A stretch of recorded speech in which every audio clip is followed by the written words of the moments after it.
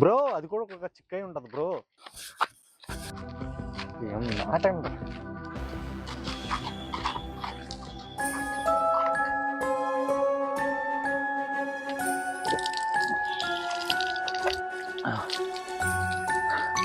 హే, ఎందుకలా ఉండిపోయావు?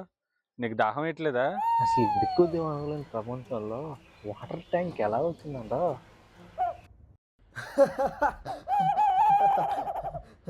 హే, నువ్వు ఎందుకలా నవ్వుతున్నావు? మన సేఫ్ బ్రో. ఇది ఎలా సాధ్యం?